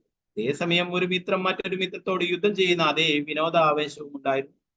മിത്രസഹജമായ വാത്സല്യത്താൽ ഭീഷ്മദേവൻ അർജുനനെ വധിക്കുവാൻ വൈമനസ്യം കാട്ടുന്നുവെന്ന് ദുര്യോധനൻ ഭീഷ്മദേവനെ വിമർശിച്ചു. യുദ്ധനീതി അനുസരിച്ച് ഒരു ക്ഷത്രിയനും അപമാനം സഹിക്കില്ല. ആകയാൽ അടുത്ത ദിവസം 5 പാണ്ഡവരെയും പ്രത്യേകം നിർമ്മിച്ച ആയുധം ഉപയോഗിച്ച് ഹനിക്കുമെന്ന് അദ്ദേഹം ശപഥം ചെയ്തു. ഇത് കേട്ട് ദുര്യോധനൻ സംതൃപ്തനാവുകയും അടുത്ത ദിവസം യുദ്ധത്തിൽ പ്രയോഗിക്കുവാനായി ശസ്ത്രങ്ങൾ തന്റെ കൈവശം വെക്കുകയും ചെയ്തു. തന്ത്രത്താൽ ദുര്യോധനന്റെ പക്കൽ നിന്നും ആ ശസ്ത്രങ്ങളെ അർജുനൻ എടുത്തുകൊണ്ടുപോവുകയും ഇത് ശ്രീകൃഷ്ണ ഭഗവാന്റെ തന്ത്രമാണെന്ന് ഭീഷ്മദേവൻ മനസ്സിലാക്കുകയും ചെയ്തു. ആയതിനാൽ അടുത്ത ദിവസം അർജുനനെ സംരക്ഷിക്കുവാൻ സ്വയം ശ്രീകൃഷ്ണ ഭഗവാൻ ആയുധമെടുക്കേണ്ടി വരുമെന്നും അല്ലാത്ത പക്ഷം ഭഗവാന്റെ മിത്രമായ അർജുനൻ നിശ്ചയമായും വധിക്കപ്പെടുമെന്നും ഭീഷ്മദേവൻ ശപഥം ചെയ്തു. ഞാൻ ആ ലീലയെ കുറിച്ച് പറഞ്ഞു അല്ലെ. ഭഗവാൻ തന്നെ ഭീഷ്മപിതാമഹന്റെ അടുക്ക് ഭീഷ്മപിതാമഹൻ ശപഥം ചെയ്തുകൊണ്ട് മാറ്റിവെച്ചിട്ട് ദുര്യോധന്റെ കയ്യിൽ കൊടുത്തിട്ടുള്ള അസ്ത്രങ്ങൾ വാങ്ങിക്കുവാനായിട്ട് ഭഗവാൻ തന്നെയാണ് അർജുനനെ പറഞ്ഞയക്കുകയുണ്ടായത് അല്ലെ. ഭീഷ്മപിതാമഹന് അറിയാം ആരുടെ കളിയാണിത്, കൃഷ്ണന്റെ കളിയാണ് എന്നറിയാം അല്ലെ. അതുകൊണ്ട് തന്നെ കൃഷ്ണന്റെ ശബ്ദവും ഞാൻ തെറ്റിക്കാൻ പോവുകയാണ്, എന്റെ ശബ്ദം കൃഷ്ണൻ തെറ്റിച്ചു, അതുകൊണ്ട് ഞാൻ കൃഷ്ണന്റെ ശബ്ദവും തെറ്റിക്കാൻ പോകുന്നു. എന്താണ്, നാളെ ഭഗവാനെ കൊണ്ട് ഞാൻ ആയുധം എടുപ്പിക്കുന്നില്ലെങ്കിൽ അർജുനനെ ഞാൻ വധിക്കുന്നുണ്ട് അല്ലെ. നേരത്തെ നമ്മൾ പറഞ്ഞു ഭഗവാന്റെ വാക്കുകളെക്കാളും പ്രാധാന്യം ഭക്തന്മാരുടെ വാക്കുകൾ. നിജ ഭക്ത ഭാഷിത, ഭക്തന്റെ വാക്കുകൾ സത്യമാകും. പ്രഹ്ലാദ് മഹാരാജ് ഹിരണ്യകശിപനോട് പറഞ്ഞു, ഈ അല്ലെ, ഹിരണ്യകശിപു ചോദിച്ചു, നിന്റെ നാരായണൻ ഈ തൂണിലുമുണ്ടോ എന്ന് ചോദിച്ചപ്പോൾ ഉണ്ട്, എന്റെ നാരായണൻ എല്ലായിടത്തും, തൂണിലും തുരുപ്പിലും എല്ലായിടത്തും ഉണ്ട്, ഈ തൂണിലും ഉണ്ട്. അവിടെ അങ്ങനെ ഒരു തൂണ് നിർമ്മിക്കുമ്പോൾ അതിൻ്റെ അകത്ത് ഭഗവാനെ വെച്ചിട്ട് അവിടെ തൂണ് നിർമ്മിച്ചല്ല അല്ലെ. നിജ ഭക്ത ഭാഷിതം, എന്റെ ഭക്തന്റെ വാക്കുകള് സത്യമാക്കുവാനായിട്ട് ഭഗവാൻ അവിടെ അവതരിക്കുകയുണ്ടായി, തൂണിൽ. ഭഗവാൻ ഭക്തന്റെ വാക്കുകൾക്ക് പ്രാധാന്യം നൽകുന്നു ഭഗവാന്റെ ആ പ്രതിജ്ഞയെക്കാളും. അതുകൊണ്ട് ഭഗവാൻ ഭക്തന്റെ, ഭീഷ്മദേവന്റെ ആ ശബ്ദം, അസ്ത്രം എടുപ്പിക്കുമെന്നുള്ള ആ ശബ്ദം, അസ്ത്രമല്ല ആയുധം എടുപ്പിക്കുമെന്നുള്ള അല്ലെ, രഥചക്രം, അതും ആയുധം തന്നെ. രഥചക്രം, ആ രഥചക്രം ഭഗവാൻ ആ രഥചക്രം എടുത്തിട്ട് കറക്കി എറിഞ്ഞുള്ള സ്ഥലമാണ്. എപ്പോഴും നമ്മള് 9 ദ്വീപുകളെ കുറിച്ച് പറയുമ്പോൾ അതില് ഏകചക്രധാമം എന്ന് പറയുന്നു. അവിടെ നിത്യാനന്ദ പ്രഭുവിന്റെ ലീലകൾ നടക്കുന്ന സ്ഥലം ഏകചക്രധാമം. ഇത് കുരുക്ഷേത്ര ഭൂമിയിൽ വെച്ചിട്ട് ഭഗവാൻ എടുത്തിട്ടുള്ള ആ രഥത്തിന്റെ ചക്രം എറിഞ്ഞിട്ട് വീണിട്ടുള്ള സ്ഥലമാണ്. ഓക്കെ. അപ്പൊ ഭഗവാൻ ഭക്തന്റെ വാക്കുകൾക്ക് പ്രാധാന്യം നൽകും. അടുത്ത ദിവസത്തെ യുദ്ധത്തിൽ ഭീഷ്മദേവൻ അത്യുഗ്രമായി യുദ്ധം ചെയ്യുകയും ശ്രീകൃഷ്ണനെയും അർജുനെയും വിഷമസന്ധിയിലാക്കുകയും ചെയ്തു. അർജുനൻ മിക്കവാറും പരാജയത്തിന്റെ വക്കോളം എത്തി. താമസം വിന അർജുനൻ വധിക്കപ്പെടുന്ന അവസ്ഥ എത്തിച്ചേർന്നു. ആ സന്ദർഭത്തിൽ സ്വന്തം ശബ്ദത്തെക്കാൾ അതീവ പ്രധാനമായ ഭീഷ്മരുടെ ശബ്ദം കാത്തുരക്ഷിച്ച ശ്രീകൃഷ്ണ ഭഗവാൻ സ്വഭക്തനെ പ്രീതിപ്പെടുത്തുവാൻ ആഗ്രഹിച്ചു. ബാഹ്യദൃഷ്ട്യാ ശ്രീകൃഷ്ണ ഭഗവാൻ അദ്ദേഹത്തിന്റെ ശബ്ദത്തെ അതിലംഘിച്ചു. കുരുക്ഷേത്ര യുദ്ധം ആരംഭത്തിന് മുമ്പ് താൻ നിരായുധനായി നിലകൊള്ളുമെന്നും തന്റെ ശക്തി ഇരുപക്ഷത്തിനു വേണ്ടിയും ഉപയോഗിക്കുകയില്ലെന്നും ശ്രീകൃഷ്ണ ഭഗവാൻ ശപഥം ചെയ്തിരുന്നു. എന്നാൽ അർജുനനെ സംരക്ഷിക്കുവാനായി ശ്രീകൃഷ്ണ ഭഗവാൻ രഥത്തിൽ നിന്നിറങ്ങുകയും കോപാവേശത്തോടെ രഥചക്രം കയ്യിലേന്തി ഭീഷ്മദേവന്റെ നേരേക്ക് സിംഹം ആനയെ കൊല്ലാൻ എന്നതുപോലെ പാഞ്ഞെടുക്കുകയായിരുന്നു. ആ സന്ദർഭത്തിൽ അദ്ദേഹത്തിന്റെ ഉത്തരീയം നിലത്ത് വീണെങ്കിലും കോപാകുലനായി അദ്ദേഹം അതൊന്നും ശ്രദ്ധിച്ചില്ല. തന്റെ പ്രിയപ്പെട്ട ഭഗവാനാൽ കൊല്ലപ്പെടുന്നതായി ഭീഷ്മദേവൻ ഉടൻ തന്നെ ആയുധം നിലത്ത് വെച്ചു നിൽക്കുന്നു. ആ നിമിഷം തന്നെ ആ ദിവസം യുദ്ധം അവസാനിക്കും. അപ്രകാരം അർജുനൻ രക്ഷിക്കപ്പെടുകയും ചെയ്തു. നിശ്ചയമായും അർജുനൻ ഹനിക്കപ്പെടാൻ യാതൊരു സാധ്യതയുമില്ല. എന്തെന്നാൽ രഥം നയിച്ചിരുന്നത് സ്വയം ഭഗവാനായിരുന്നു. എന്നാൽ ശ്രീകൃഷ്ണൻ സ്വന്തം മിത്രത്തെ രക്ഷിക്കുവാനായി എന്തെങ്കിലും ആയുധം എടുക്കുന്നത് ദർശിക്കുവാൻ ഭീഷ്മദേവൻ ആഗ്രഹിച്ചു. ആയതിനാലാണ് അർജുനന്റെ മരണം ആസന്നമായി എന്ന വിധത്തിലുള്ള ഒരു സ്ഥിതി ഭീഷ്മർ സ്വയം സൃഷ്ടിച്ചത്. തന്റെ പ്രതിജ്ഞയെ പോലും തൃണവൽക്കരിച്ച് ഭീഷ്മരുടെ പ്രതിജ്ഞ നിറവേറ്റപ്പെടുവാൻ വേണ്ടി മാത്രമായിരുന്നു കാരുണ്യമൂർത്തിയായ ഭഗവാൻ രഥചക്രം കയ്യിലെടുത്ത് ഭീഷ്മർക്കു നേരെ പാഞ്ഞെടുത്തത്. ശ്രീല പ്രഭുപാദ് കി ജയ്. ഓക്കെ, നമുക്ക് ഈ ഒരു ശ്ലോകം കൂടി നോക്കാം. 38-ാമത്തെ. നമോ ഭഗവതേ വാസുദേവായ.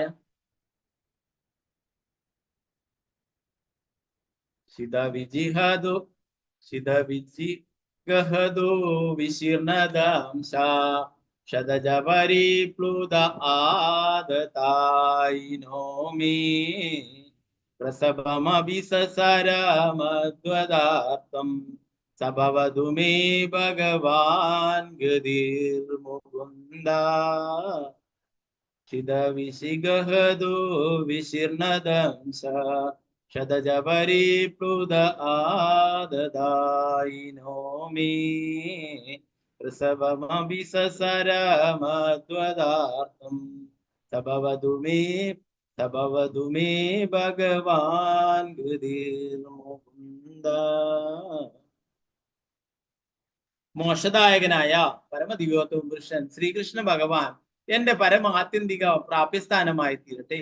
യുദ്ധഭൂമിയിൽ മൂർച്ചയേറിയ ശരങ്ങളാൽ ഞാൻ ഏൽപ്പിച്ച മുറിവുകൾ നിമിത്തം ക്രോധത്താൽ എന്ന പോലെ അദ്ദേഹം എന്റെ നേരെ പാഞ്ഞെടുത്തു. അദ്ദേഹത്തിന്റെ കവചം ഛിന്ന ഭിന്നമാവുകയും മുറിവുകളാൽ അദ്ദേഹത്തിന്റെ ശരീരം രക്തപൂരിതമാവുകയും ചെയ്തു. ഭാവാർത്ഥമേസി ഭക്തിവേദാന്ത സ്വാമി.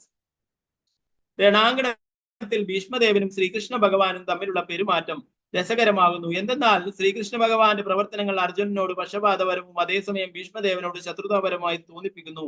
എന്നാൽ യഥാർത്ഥത്തിൽ അവയൊക്കെ മഹാഭഗവത് ഭക്തനായ ഭീഷ്മദേവനോടുള്ള സവിശേഷമായ പ്രീതി പ്രകടിപ്പിക്കുവാൻ ഉദ്ദേശിച്ചുള്ളതാകുന്നു.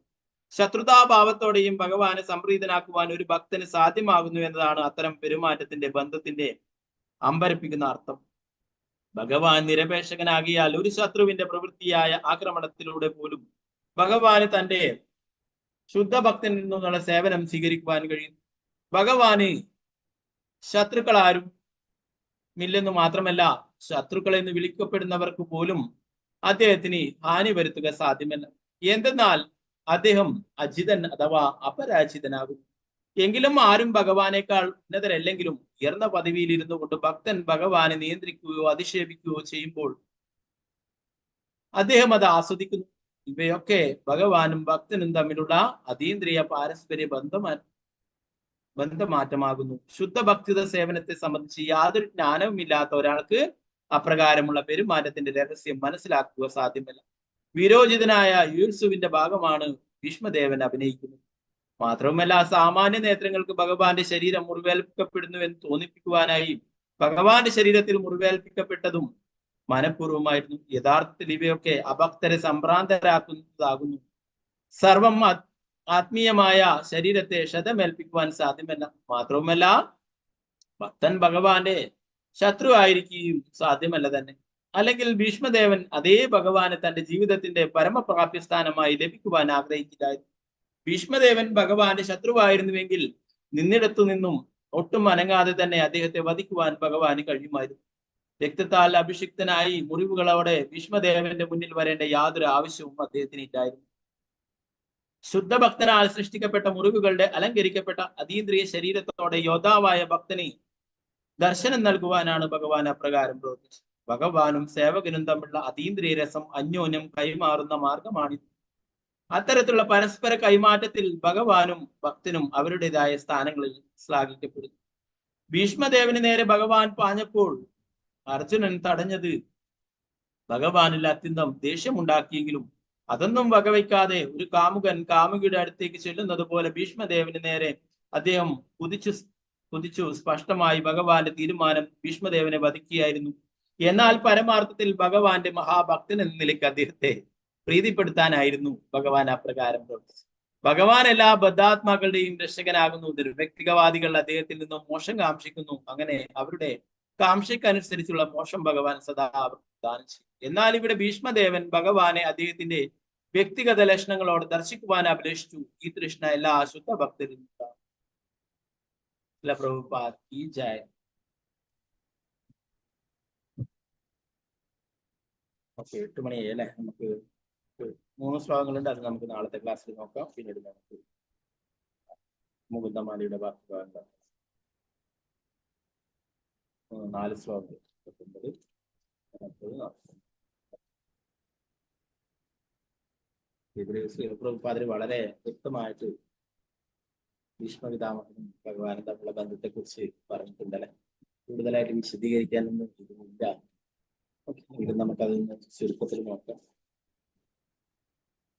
നാരായണ നമസ്കൃത്യ നരം ചൈവ നരോത്തമം ദേവീം സരസ്വതി വ്യാസം തതോ ജയമുദ്രേ നഷ്ടപ്രായേഷു പത്രേഷു നിത്യം ഭാഗവത സേവയാ ഭഗവതി ഉത്തമ ശ്ലോകേ ഭക്തിർഭവതി നൈഷ്ഠികേ മുഖം കരോതി വാചാലം പങ്കും ലംഘയതേ ഗിരിം യത്കൃപാതമഹം വന്ദേ ശ്രീഗുരു ദീനദാരണം പരമാനന്ദമാധവം ശ്രീ ചൈതന്യേശ്വരം. നമോ വിഷ്ണുപാദായ കൃഷ്ണപൃഷ്ഠായ ഭൂതലേ ശ്രീമതേ ഭക്തിവേദാന്ത സ്വാമിൻ നാമിനെ. നമസ്തേ സാരസ്വതേ ദേവേ ഗൗരവാചാരിണേ നിർവിശേഷ ശൂന്യവാദി പാശ്ചാത്യ ദേശധാരിണേ. ജയ ശ്രീകൃഷ്ണ ചൈതന്യ പ്രഭു നിത്യാനന്ദ പ്രിയദ്വൈതഗദാധര ശ്രീവാസാദി ഗൗരവവൃന്ദ.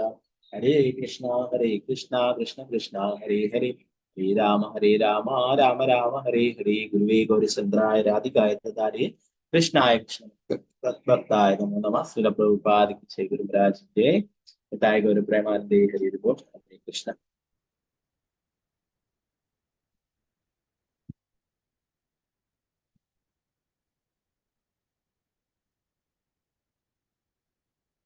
ഇവിടെ ഭീഷ്മപിതാമഹൻ തന്റെ മനസ്സ് ഭഗവാനിൽ തന്നെ പൂർണ്ണമായി സമർപ്പിച്ചുകൊണ്ട് അല്ലെ, പൂർണ്ണമായിട്ടും ഭഗവാനെ തന്നെ ഓർത്തുകൊണ്ട് അദ്ദേഹം ശരശയിൽ കിടക്കുകയാണ്. അപ്പോഴാണ് ഈ പ്രാർത്ഥനകൾ അർപ്പിക്കുന്നത്. ഭഗവാന്റെ മനോഹരമായിട്ടുള്ള പാർത്ഥസാരഥി രൂപത്തെയാണ് അദ്ദേഹം ഓർക്കുന്നത്.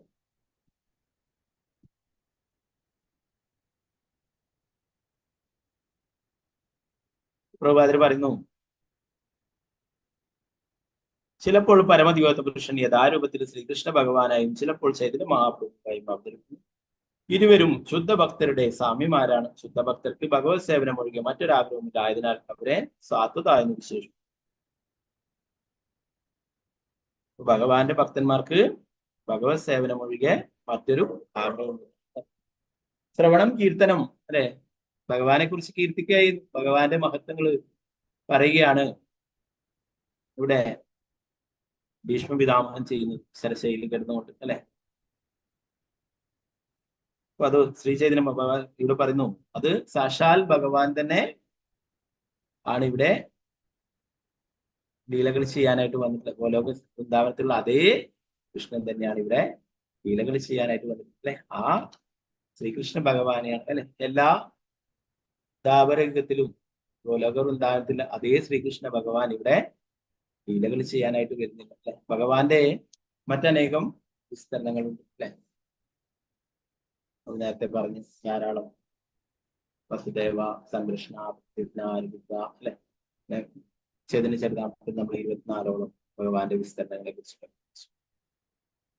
അതില് വാസുദേവ,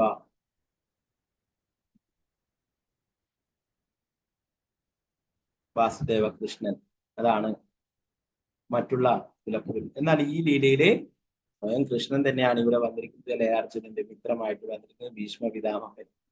അതേ ഭഗവാനെയാണ് പാർത്ഥസാരഥി രൂപത്തിൽ ഓർത്തുകൊണ്ട് ശരീരം ഉപേക്ഷിച്ചത് അല്ലെ. നമ്മൾ ഇത് പഠിക്കുന്നു. അതേ പാർത്ഥസാരഥി രൂപത്തിൽ ഭഗവാനുള്ള വൈകുണ്ഠത്തിൽ എത്തിച്ചേരുന്നതിനെ കുറിച്ചാണ്.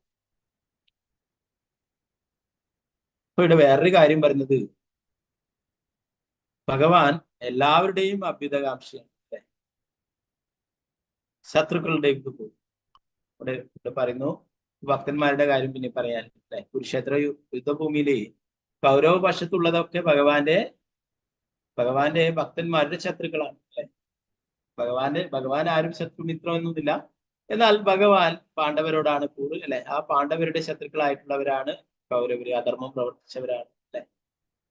എങ്കിലും ആ ശത്രുപക്ഷത്തുള്ളവർക്ക് പോലും ഭഗവാൻ കാരുണ്യം നൽകിയിട്ടുണ്ടായെന്ന് പറയും. എന്താണ്, അവരൊക്കെ സാധാരണ രീതിയിൽ വീട്ടിൽ വെച്ചിട്ടാണ് മരണപ്പെടുക, അല്ല വേറെ എന്തെങ്കിലും തരത്തിലാണ് വധിക്കപ്പെടുകയോ മരണപ്പെടുകയോ ചെയ്തിട്ടുണ്ടെങ്കിൽ അവർക്കൊരിക്കലും മോക്ഷം ലഭിക്കില്ല. എന്നാൽ ഭഗവത് സാന്നിധ്യത്തിൽ ഭഗവാനെ ദർശിച്ചുകൊണ്ട് അവർക്കൊക്കെ ശരീരം ഉപേക്ഷിക്കുവാനായിട്ട് സാധിച്ചു. അതുകൊണ്ട് അവർക്കൊക്കെ മോക്ഷപ്രാപ്തി ലഭിക്കുകയുണ്ടായിരുന്നു. അപ്പൊ അതും ഭഗവാന്റെ കാരുണ്യമായിട്ട് പറയുന്നത്. നമ്മൾ നേരത്തെ പറഞ്ഞു, പൂതനയ്ക്കൊക്കെ ഭഗവാനെ വധിക്കാൻ വന്നിട്ടുള്ള പൂതനയ്ക്ക് തന്നെ ഭഗവാൻ മോക്ഷം നൽകി അല്ലെ. ഓ, ഭഗവാൻ അത്രയും കാരുണ്യവാനാണ്. പ്രഭുപാദരുടെ പറഞ്ഞു, ശത്രുക്കൾക്ക് പോലും മോക്ഷം നൽകിയിട്ടുണ്ടായി. ഭഗവാൻ നന്മ മാത്രമുള്ളവനാകുന്നു. മാത്രമല്ല അദ്ദേഹം പ്രവർത്തിക്കുന്നത് എന്തും ഏവരുടെയും നന്മയ്ക്കുമായിട്ടാകുന്നു. ഓ, ഭഗവാനെ ഇവിടെ പറയുന്ന കാര്യത്തെ കുറിച്ച് പുറമേക്ക് അദ്ദേഹത്തിന്റെ ഉറ്റമിത്രമായ അർജുനന്റെ വിജയത്തിനായിട്ടായിരുന്നെങ്കിലും യഥാർത്ഥത്തിൽ അത് അർജുനന്റെ പ്രതിയോഗികളുടെ നന്മയ്ക്ക് വേണ്ടിയിട്ടുള്ളതായിരുന്നു. ഭഗവാന്റെ അതീന്ദ്രിയ പ്രവൃത്തികൾ അത്തരത്തിലുള്ളതാകുന്നു എന്ന് മാത്രമല്ല, ഇത് ഗ്രഹിക്കുന്ന ആരും ഭൗതിക ശരീരം ഉപേക്ഷിച്ചതിന് ശേഷം മോക്ഷം പ്രാപ്തമാകുന്നു. ഭഗവാൻ പരിപൂർണനാകിയാൽ ഏത് പരിസ്ഥിതിയും അദ്ദേഹം തെറ്റ് ചെയ്യുകയില്ല. ഭഗവാൻ എപ്പോഴും സർവ്വ നന്മ മാത്രം പ്രവർത്തിക്കും. അപ്പൊ അർജുനന്റെ വിജയത്തിന് വേണ്ടിയിട്ടാണ് ഭഗവാൻ പ്രവർത്തിച്ചത്. എന്നാൽ അതിന്റെ ബെനിഫിറ്റ് ശത്രുപക്ഷത്തുള്ളവർക്ക് പോലും ലഭിക്കുകയുണ്ടായി അല്ലെ. അവർക്കും മോക്ഷം ലഭിക്കുകയുണ്ടായി ഭഗവത് സാന്നിധ്യത്തിൽ ഭഗവാനെ ദർശിച്ചുകൊണ്ട് ശരീരം ഉപേക്ഷിച്ചിട്ടുള്ളത്. പ്രഭുപാദർ പറയുന്നു, ഭഗവാൻ എല്ലാവരുടെയും സുഹൃത്തും അഭ്യുതകാംക്ഷിയാണ്. എല്ലാവർക്കും നന്മ മാത്രം ആഗ്രഹിക്കുന്നതാണ് എല്ലാവർക്കും അല്ലെ. ഓ, ചില ആളൊക്കെ പറയും, ഭഗവാൻ എന്താ നമ്മളോട് ഇങ്ങനെ. ഓരോ ആൾക്കാരുടെ പ്ലാനൊക്കെ നടക്കുന്നില്ലെങ്കിൽ അവർ പറയും, ഭഗവാൻ എന്താണ് നമ്മളോട് ഇങ്ങനെ പെരുമാറുന്നത് ഇങ്ങനെയെന്ന്. ഉയർന്ന വൈഷ്ണവര് പറയുന്നു, നമ്മുടെ പ്ലാന് നടക്കുന്നില്ലെങ്കിൽ നമ്മൾ കൂടുതൽ സന്തോഷിക്കണം എന്ന് പറയുന്നു. ഇതാണ് നടക്കാൻ പോകുന്നത് ഭഗവാന്റെ പ്ലാനാണ്. നമ്മുടെ കുറഞ്ഞ ബുദ്ധിയിൽ നമ്മൾ ഓരോന്നും പ്ലാൻ ചെയ്യും അല്ലെ. അതിങ്ങനെയാവണേ, ഇങ്ങനെ ചെയ്യണമായിരുന്നു, ഇന്നതാവണമായിരുന്നു, ഇങ്ങനെ ആവണമായിരുന്നു അല്ലെ. അത് നമ്മുടെ അല്പബുദ്ധി, നമ്മുടെ കുറഞ്ഞ ബുദ്ധിയിലുള്ളത്. എന്നാൽ ഭഗവാനാണ് നമ്മുടെയൊക്കെ അഭ്യുതകാംക്ഷി, നമുക്ക് നന്മ മാത്രം ആഗ്രഹിക്കും അല്ലെ. അപ്പൊ ആ ഭഗവാന്റെ പ്ലാന് നടക്കുമ്പോഴാണ് നമ്മുടെ പ്ലാന് നടക്കാത്തത്. അവിടെ നമ്മളെ പ്ലാന് നടക്കുന്നില്ലെങ്കിൽ നമ്മള് സങ്കടപ്പെടുകയല്ല വേണ്ടത്, നമ്മൾ സന്തോഷിക്കണം. ഇതിലും നല്ല എന്തോ കാര്യം ഭഗവാൻ ഉദ്ദേശിച്ചിട്ടുണ്ട്. അതുകൊണ്ടാണ് നമുക്ക് ഇത് ലഭിക്കാതെ അല്ലെ. ഒരാൾ എന്തെങ്കിലും ഒരു ജോലി, ഒരു ഭൗതികമായിട്ടുള്ള ഉദാഹരണം, എന്തെങ്കിലും ഒരു ജോലിക്ക് ഭൗതികമായിട്ടുള്ള എന്തെങ്കിലും ഒരു ജോലിക്ക് അപ്ലൈ ചെയ്തു, ഒരു പ്യൂണിന്റെ ജോലിക്കാണെന്ന് വിചാരിക്കും. അത് കിട്ടിയില്ല അല്ലെ, അതിൽ വിഷമം. എന്നാൽ വേറെ അതിലും ഉയർന്ന കാറ്റഗറിയിൽ എന്തെങ്കിലും ജോലി കിട്ടുകയാണെങ്കിൽ കൂടുതൽ സന്തോഷം അല്ലെ. അതുപോലെ നമുക്ക് നമ്മുടെ അല്പബുദ്ധിയിൽ എന്തെങ്കിലും ഭൗതികമായിട്ടുള്ള എന്തെങ്കിലും ചെറിയൊരു നേട്ടം എന്തെങ്കിലും പ്രതീക്ഷിച്ചായിരിക്കും അല്ലെ. എന്നാൽ ഭഗവാൻ നമ്മുടെ സുഹൃത്തും അഭ്യുതകാംക്ഷി ആയതുകൊണ്ട് അതിലും കൂടുതൽ മെച്ചപ്പെട്ടുള്ള കാര്യമായിരിക്കും നമുക്ക് അനുവദിച്ചു തരും. അത് നമ്മുടെ ബുദ്ധിയിൽ നമുക്ക് മനസ്സിലാവില്ല. എന്നാൽ പ്രഭുപാദര് പറയുന്നു, ഭഗവാൻ എല്ലായ്പ്പോഴും സർവ്വ നന്മ മാത്രം ചെയ്യുന്നു, എല്ലാവർക്കും നന്മ മാത്രം ഭഗവാൻ ആഗ്രഹിക്കുന്നു എന്ന്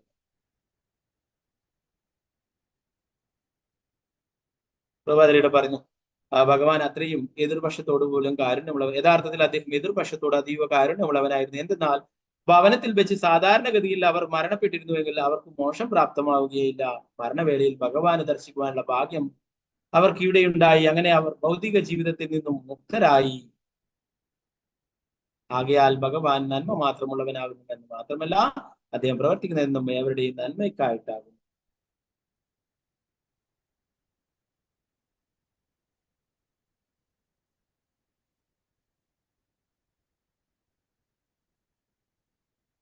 പിന്നീട് ഒരു കാര്യം പറയുന്നത്, ഭീഷ്മ പിതാമഹൻ ഏൽപ്പിച്ചിട്ടുള്ള മുറിവുകൾ അല്ലെ, അത് ഭഗവാൻ ആസ്വദിച്ചു എന്നാണ് പറയുന്നത്.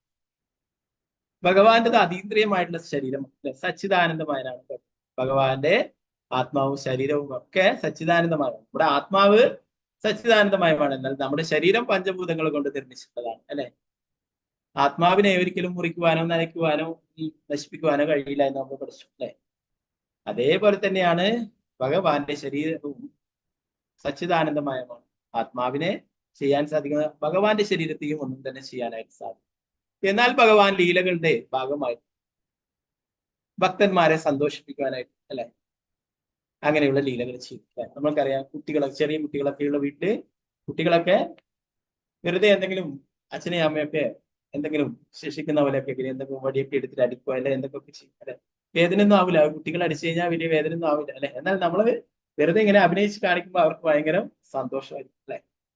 അപ്പോ അതുപോലെ ഭഗവാൻ ഇവിടെ ഭഗവാന്റെ സച്ചിദാനന്ദമായിട്ടുള്ള ശരീരമാണ്. അദ്ദേഹത്തിന് ഒന്നും തന്നെ സംഭവിക്കാനില്ല. എന്നാൽ ഭക്തന്മാരോടുള്ള സ്നേഹം പ്രകടിപ്പിക്കാനായിട്ട് അങ്ങനെ ലീലകൾ ചെയ്യും. നമുക്കറിയാം തിരുപ്പതി അല്ലെ, തിരുപ്പതിയിൽ ശ്രീ വെങ്കടേശ്വരൻ ബാലാജിയെ കണ്ടുള്ളവർക്ക് അറിയാം അല്ലെ. താടിയിൽ ഒരു മാർക്കൊക്കെ കാണാൻ പാടും അല്ലെ. ഭഗവാന്റെ അതീന്ദ്രിയ ശരീരമാണ്. എന്നാൽ അവിടെ അതൊരു മുറിവുണ്ടായതിന്റെ പാടാണെന്ന് പറയും ഒരു ലീലയിൽ അല്ലെ. നമ്മൾ നേരത്തെ ചർച്ച ചെയ്തിട്ടുള്ളതാണ്. ഒരു ഭക്തൻ പ്രഹരിക്കുകയുണ്ടായി ഭഗവാനെ, അപ്പോഴവിടെ മുറിവുണ്ടായി എന്നാണ് പറയുന്നത്. അദ്ദേഹത്തിന്റെ അടുത്ത് അദ്ദേഹം ഒരു ഗർഭിണിയായിട്ടുള്ള ഭാര്യയെ കൊണ്ട് സേവനം ചെയ്യായിരുന്നു. നീ ഇത് ചെയ്യേണ്ട, നിർത്തിക്കോളൂ എന്ന് പറഞ്ഞു. അദ്ദേഹം പറഞ്ഞു, എന്റെ ഗുരു പറഞ്ഞിട്ടുള്ളതാണ്, എനിക്ക് ചെയ്യണമെന്ന് പറഞ്ഞു. തിരുപ്പതി മലയുടെ മുകളിൽ ഒരു കുളം കുഴിക്കുകയായിരുന്നു, കിണർ കുഴിക്കുകയായിരുന്നു. അപ്പൊ വേണ്ട, നിർത്തിക്കൊള്ളൂ എന്ന് പറഞ്ഞിട്ട് അനുസരിക്കുന്നുണ്ടായിരുന്നു. അപ്പൊ അവിടെ അങ്ങനെ ഭഗവാൻ വേഷം മാറിയിട്ട് അവിടെ പോയപ്പോഴേ അവിടെ നിന്ന് ഒരു വടിയെടുത്തിട്ട് അടിക്കുകയുണ്ടായെന്ന് പറഞ്ഞു. അങ്ങനെ വടി കൊണ്ട് കല്ലുകൊണ്ട് എന്ന് പറഞ്ഞ ഓരോ ആൾക്കാർ. അപ്പൊ അങ്ങനെ അവിടെ മുറിവുണ്ടായി എന്നാണ്. അതേസമയം തന്നെ ശ്രീകോവിലിൽ പൂജാരിക്ക് കാണാൻ സാധിച്ചു ഭഗവാന്റെ താടിയിൽ നിന്നും ചോര വരുന്നതായിട്ട്. ശ്രീകോവില മുഴുവൻ ചോരയാവുകയുണ്ടായി. വേഗം പോയിട്ട് ഭഗവാൻ പറഞ്ഞു, എന്റെ ഭക്തനെ വിളിച്ചിട്ട് വന്നിട്ട് നീ കാണിക്കൂ എന്ന് പറഞ്ഞിട്ട് അദ്ദേഹത്തെ പോയി കുത്തിക്കൊണ്ടുവരുന്നെങ്കിലും അദ്ദേഹം നോക്കിയില്ല. പിന്നീട് വീണ്ടും പറഞ്ഞപ്പോഴും നോക്കുകയും അങ്ങനെ കാണുകയുണ്ടായി. പിന്നീട് അവിടെ എന്താ പറയാ, പൂജാരി ചന്ദനമൊക്കെ തേച്ചിട്ട് ഇതെങ്ങനെ ഭഗവാന്റെ അതീന്ദ്രിയമായിട്ടുള്ള ശരീരമാണ് എന്നാൽ ലീലകൾ ചെയ്യാനായിട്ട്. അതേപോലെ ഇവിടെ ഭീഷ്മ പിതാമഹൻ ശരങ്ങൾ ചെയ്തപ്പോഴേ ഭഗവാന്റെ ശരീരത്തിൽ മുറിവുകൾ ഉണ്ടായി എന്ന് പറയുന്നു. എന്നാൽ അത് ഭഗവാനെ സന്തോഷം നൽകുന്ന മുറിവുകളാണ് പറയുന്നു. കാമുകന്മാർ അല്ലെ, ഭാര്യ അവരൊക്കെ ഇങ്ങനെ വെറുതെ സ്നേഹം പ്രകടിപ്പിക്കുവാനായിട്ട് കടിക്കുകയൊക്കെ ചെയ്യുമ്പോൾ അത് അങ്ങനെ വേദനിപ്പിച്ചുകൊണ്ടുള്ള കടിയല്ല അല്ലെ. അതുപോലെ ഇവിടെ ഭഗവാനെ വേദനിപ്പിക്കുന്ന മുറിവുകളായില്ല, ഭഗവാന് സന്തോഷം നൽകുന്ന മുറിവുകളാണെന്ന് പറയും.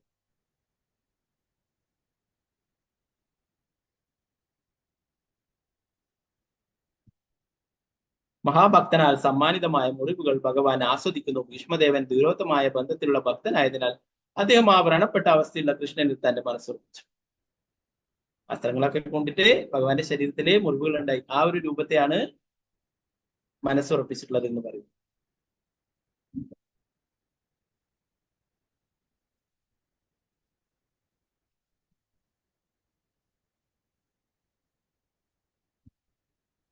ഭഗവത്ഗീതയുടെ കാര്യം നമ്മൾ ഇവിടെ ചർച്ച ചെയ്തു അല്ലെ. അർജുനന് അങ്ങനെ ഭഗവത്ഗീത ഉപദേശിച്ചുകൊണ്ടാണ് നമുക്കൊക്കെ ഭഗവത്ഗീത പഠിക്കുവാനും ഭഗവാനെ കുറിച്ച് മനസ്സിലാക്കാനൊക്കെ സാധിച്ചത്. പരമപുരുഷനുമായുള്ള ഇവിടെ പറയുന്നു ശരീരത്തെ ആത്മാവായി കരുതുന്ന മിത്വതത്വത്തിൽ നിന്നും ലോകത്തിലെ ബദ്ധാത്മാക്കളെ മോചിപ്പിക്കുവാനും പരമപുരുഷനുമായുള്ള ആത്മാവിന്റെ ശാശ്വത ബന്ധത്തെ പുനഃസ്ഥാപിക്കുവാനുമായിട്ടുമാണ് ഭഗവത്ഗീത ഉപദേശിക്കപ്പെട്ടത്. ആത്മവിദ്യ അഥവാ ഭഗവാനെ സംബന്ധിക്കുന്ന അതീന്ദ്രജ്ഞാന പ്രപഞ്ചത്തിലെ സർവ്വഭാഗത്തുമുള്ള എല്ലാ പീഡിതരുടെയും നന്മയ്ക്കായി ഭഗവാനാൽ തന്നെ ആദ്യം ഉപദേശിക്കപ്പെട്ടതാവും. നമുക്കൊക്കെ ഭഗവത്ഗീത ലഭിക്കുവാനായി വേണ്ടിയിട്ടാണ് അർജുനൻ ഇങ്ങനെയുള്ള ഒരു വിഷാദവാനായിട്ടുള്ള ഒരു അവസ്ഥയിൽ എത്തിയിരിക്കുന്നത്.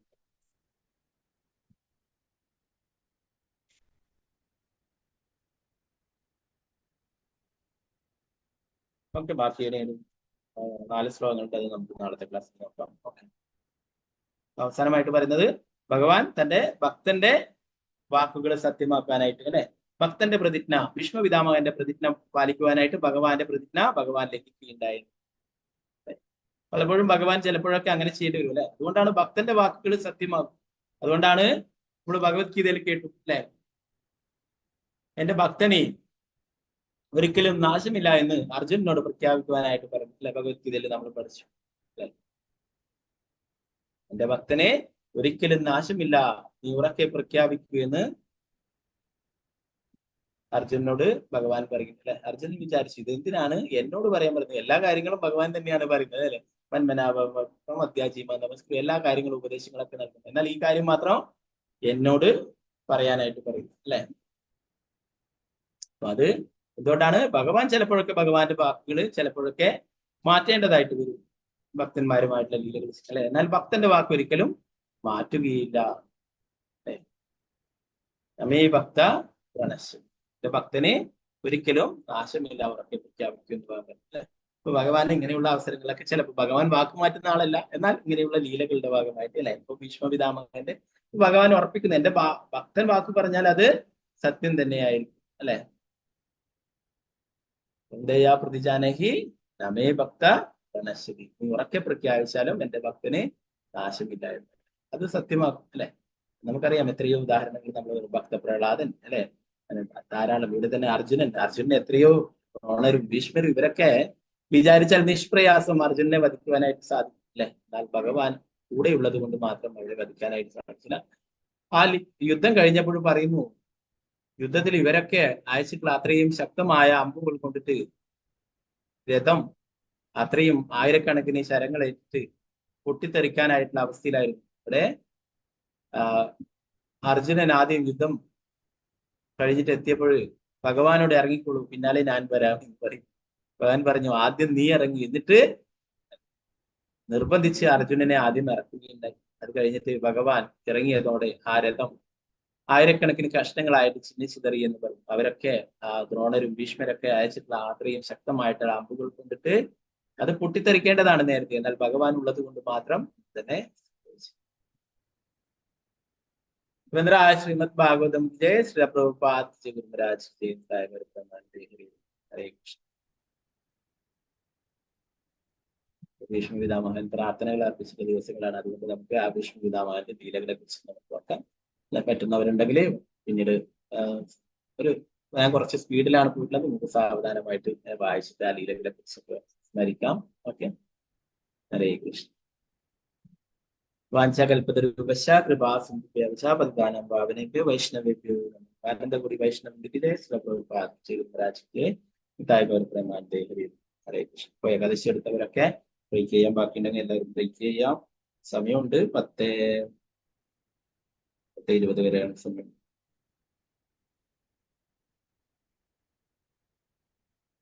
ഇന്നടുത്ത ഭാഗങ്ങൾ എന്തെങ്കിലും 6:28 മുതൽ 10:19 വരെ. ഓക്കെ, ഇന്നടുത്ത ഭാഗങ്ങൾ എന്തെങ്കിലും സംശയങ്ങൾ ഉണ്ടെങ്കിൽ പരിഹരിക്കാം.